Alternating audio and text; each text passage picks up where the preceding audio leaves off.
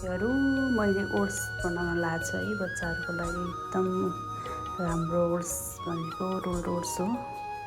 Oats बनाउन लाएको छु है त्यो साथीहरूलाई हेर्नुहोस् है म कसरी बनाउँछु ओट्स। सर्वप्रथम त पेन बसाल्ने है, यसमा थोरै घिउ हाल्ने।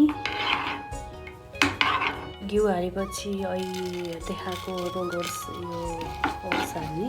ओट्सलाई मजाले भुट्ने है साथीहरू, घिउमा मजाले भुट्ने।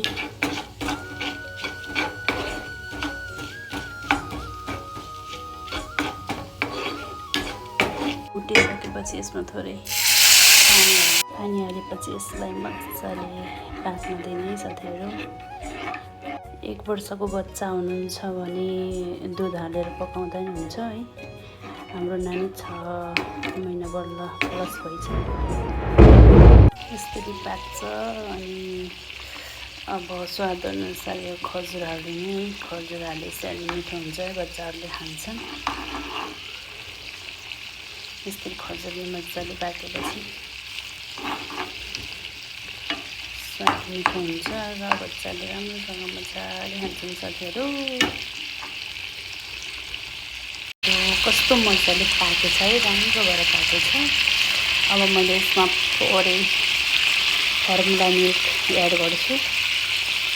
कस्तो मजाले पाको है। अब म नानीलाई खुवाएर ट्राई गर्छु है कतिको खान्छन्। अब साथीहरू कस्तो राम्रो भयो है ओट्स। अब मेरो नानीलाई लगेर दिन्छु कसरी खान्छन् हेर्नु है साथीहरू। अब आफ्नो नानीले कसरी खान्छन् हेर्नु साथीहरू, कति मिठो गरेर आम्मा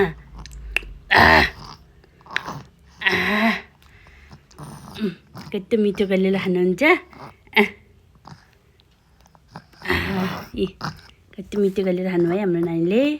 साथीहरू हजुरहरूले यसरी खुवाउनु, कस्तो मिठो हुन्छ। ल कति मिठो मानेर खान्छन् बच्चाले।